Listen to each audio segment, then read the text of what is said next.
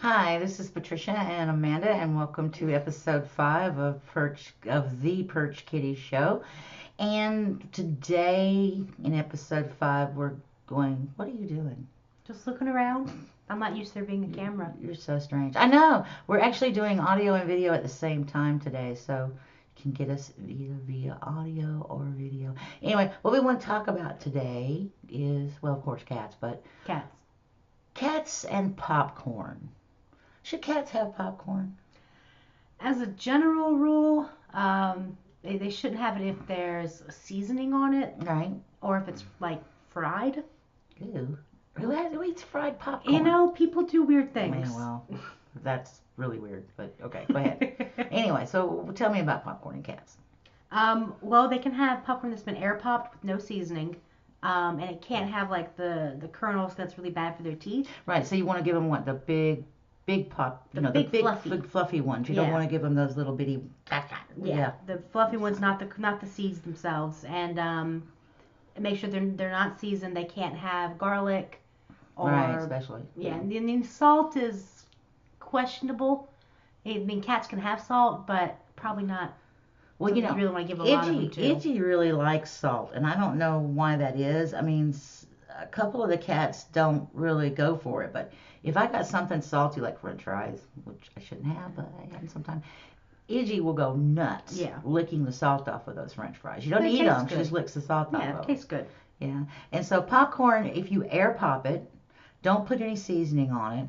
Give them the big fluffy kernels. It's okay for an adult cat. However, elder cats and kittens should not have popcorn at all. Yeah, especially elder cats because they have especially, but with elder cats because they generally have some kind of dental issue.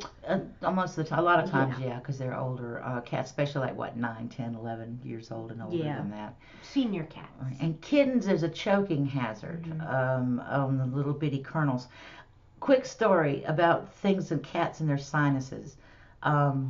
You remember this? Oh, Gosh. Eddie. Yeah, about a year ago, Itty started coughing and hacking and sneezing, and this just went on, and he was like horfing, and I got scared. And I thought, oh my God, he's choking to death.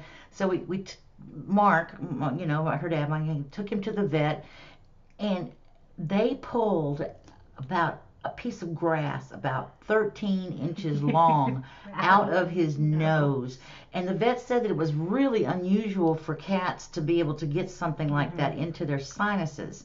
And so I'm thinking, Yeah, they don't have the same shape. shape that humans do. Right. It's easy for us to get stuff into our Yeah. sinuses because they're connected. Yeah, it's like But when you snort cats- your juice or you Yeah. snort your. I Yeah. snorted juice before. And milk. Milk, And yeah. soda.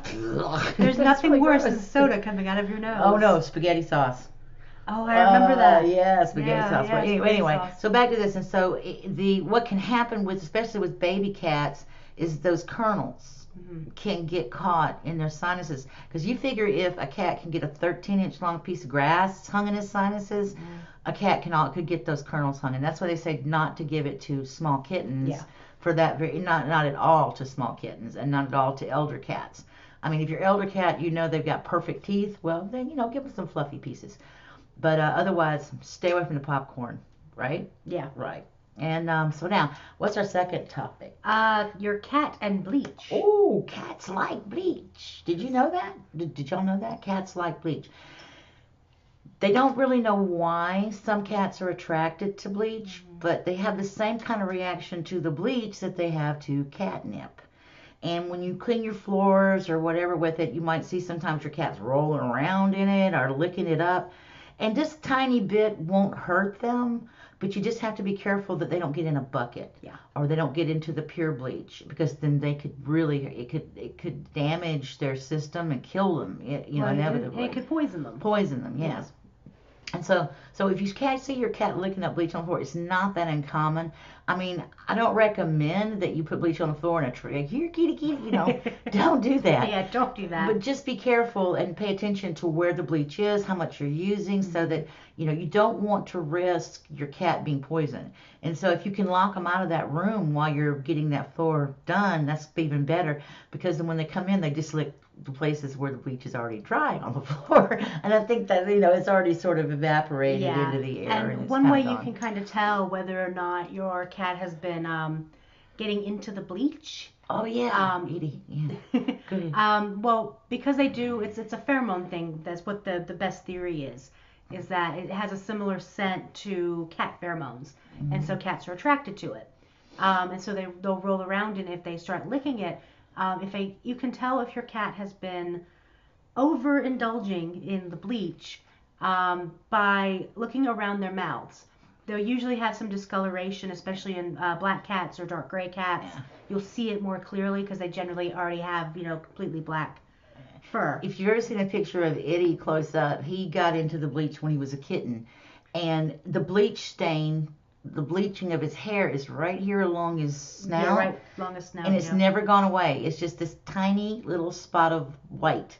And he didn't have it as a kitten. He had it the first time he got into the bleach on the floor.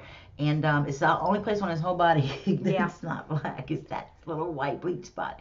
So yeah, that's a good sign that they've been into something. Yeah. And so now let's see, what's our third topic? Do we remember? I don't remember what the third topic is. What's our the third third topic? Our third topic. Oh, yeah. Sexual aggression. Yeah, that's it. And the thing of it is, there's a lot of people that post on the Facebook groups and things like this about seeing their male neutered cats getting on a female neutered female spayed cat even, and so what it is what they say about this is that even if they're neutered, they still have this instinct, and it doesn't, in some cats it goes away later in life, and in other cats it just is. When you see a male cat jumping on top of a female cat and he's biting her here and he's chewing on her ears, and she's screaming like she's in agony, but in reality it's normal cat behavior. And so she's not really, unless he's actually ripping her skin off or something, you don't really have a whole lot to worry about. Yeah. And so if she's hiding from him and his aggressive behavior and not coming out, I mean, then you might have a problem, and you might want to talk to the vet about getting something to help tame that in him, to calm him down. But if it's not, anything serious where he's drawing blood or being vicious like that, then it's really, really normal behavior. You don't have a lot to worry about unless it's just, it's so often and so frequent that it drives you mad. Yeah. And so I don't recommend you I've seen a lot of posts in some of the groups on Facebook about, get this over-the-counter pheromone and get these plug-ins. Don't do that. Go to the vet. Have the vet tell you what is the best option to deal with this, because, like I said, this is a normal behavior. This is not something that's abnormal. So it could potentially be abnormal in one situation that I can think of, and that's if you have a male cat that you neutered at a young age, and they never displayed that behavior at all. So because, like with Cupcake, for example, he would do that because he was almost 3 years old when he was neutered. Yeah. And so the younger a cat is neutered, within the allowable time span, the less likely they are to show that behavior. If they are showing that behavior after being neutered and having never shown that behavior before, definitely consult your vet, because there might be something wrong. Right, or maybe something in the neutering process was not successful. Also, Edie was a kitten, and there's actually a video. I think it's on Facebook, but I need to post that video up over on YouTube on Perched Kitty. Edie used to ride Anna Bear like she was a horse. He would get on her back, latch onto her neck and her ears, and she would gallop around the house with him growling and it was the funniest thing you've ever seen. But he outgrew that behavior. He doesn't do that anymore. He sometimes plays with her, chases her around, but he no longer does that. And that was mating behavior. And he was still a kitten doing that. He was only about not even 6 months old, and riding her around like a pony. And it was just funny to watch. Because he couldn't do it to Sushi. No, he couldn't do Sushi. We call her Sushifer now. That's her new name. You call her Sushifer now. Sushifer. And so anyway, so this is not an abnormal behavior, but if you start to find that it's so frequent and that your female cat is hiding, or you notice spraying behavior, anything that's abnormal like that, you should take them to the vet. Like I said, before you go spend $35, $40, $50 on these over-the-counter, pheromones. Which may not even work. Yeah, right. See the vet first. A vet visit, compared to the cost of that, and if it doesn't work, your vet visit's probably the bargain out of the two, because you're going to get good advice. Yeah, because you'll get professional advice from someone who knows what they're talking about, right. And they'll be able to tell you, yeah, these over-the-counter things work. Or they'll be able to say, actually, those aren't that great. Why don't we try this instead?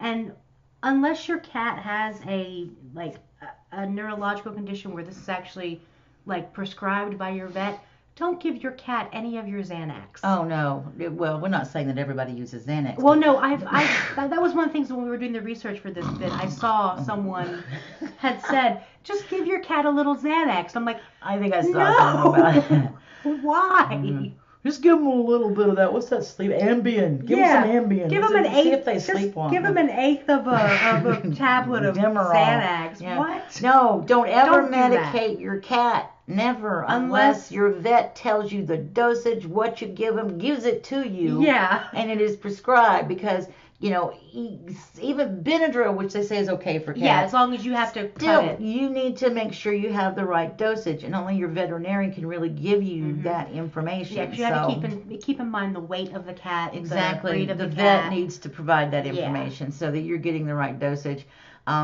We have one cat, Iggy, who has to be sedated before she can go to the vet.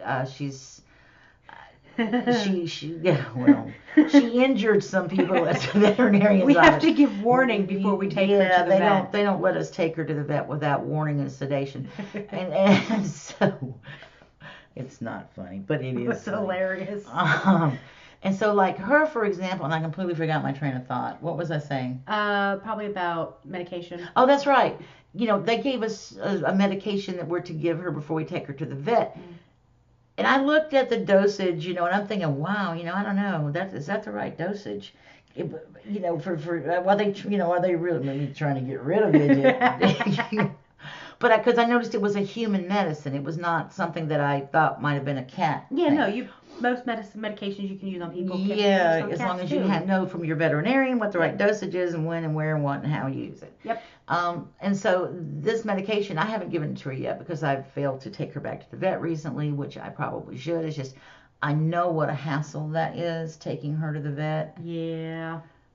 And you walk in the door with her and you say, oh, who are you bringing in today? Oh, Egypt. And you see faces, everybody turns, oh my God, no, not Egypt.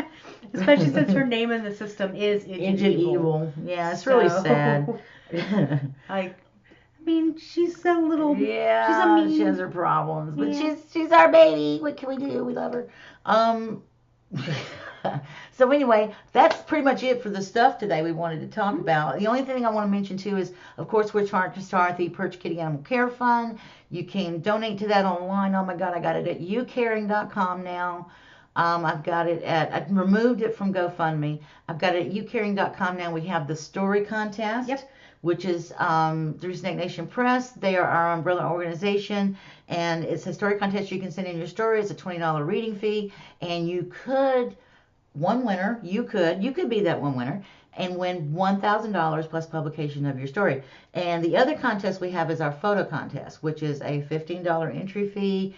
One winner, one person will win $500 plus publication. We're going to publish this really pretty 4-color cat book. Yes. Yeah, with all your pictures and everything in there. So you can go and enter that online. And all that money will go towards the founding and maintenance, whatever we need to start the Perched Kitty Fund. And if you go to the website and click on one of the links there, you'll see it when you get there. I'll put it up there.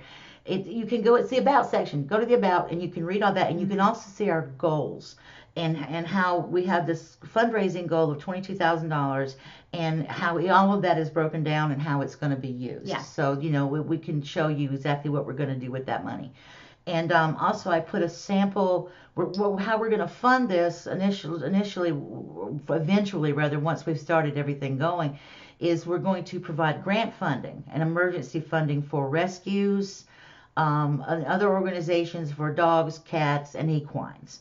And that's the goal. So it's sort of an outline of all that too, because I've put up a sample grant application that has all the guidelines. And of course, that is a draft. It's not the final version, but it's just to give people who might be considering donating an idea of what we are trying to accomplish and where we're going with it. And so some of the funding, 55% of what we've raised of the 22,000 will go toward establishing the trust fund, getting our 501(c)(3) nonprofit status, and making sure that we are within the legal parameters of the IRS and all of those, different organizations, state, everything, that we're completely legal 501(c)(3) nonprofit. And Snake Nation Press is a nonprofit, and we're currently running under their umbrella. They're helping us out. We have an agreement with them. You can find that online. If you go to our https www.perchkitty.com, scroll down to the bottom, you can read the agreement between us and Snake Nation Press. Yep. And also, I think that's it. We've got the photo contest, we've got the story contest, we've got the animal care fund. Oh, yeah. Both of those are currently ongoing. Deadline is April 21st, I think, for one, that April sounds right. 20th for the other. And the funds, see, here's what's interesting. The funds that we raise, the entry fees and everything, will go towards that $22,000 we're trying to raise, and will also be used for the prize money. The prize money, right? Exactly. That's how we're going to get the prize money, is through the entry. So the more people that enter, the prize money is there, and then we also have the funds to put towards the project. If you have any questions, you can email me through the website using the comment form, or you can email me directly at perchedkitty@gmail.com. I'm available pretty much anytime you send an email. I answer pretty quick. And so anyway, we're signing off, and if you have any questions, please get in touch with us, and thank you for joining us. And I'm Patricia, and this is Amanda, and everybody have a wonderful Thanksgiving. Oh, and, yeah, that's right, Thanksgiving. That is this week. Yeah, happy Thanksgiving. We're going to the river. We're going, Alabama to the river. We're going to have a good time. We're actually looking forward to it. We were there a couple of weeks ago because we wanted to kind of get away from here. We've been stuck in this house for months, seems like. Yeah. Not really, getting out and going anywhere, and so we finally got a chance to go, so we're going to go again, and we hope everybody else has a great time this week, and thank you again for joining us in my bye-bye. Have a great day.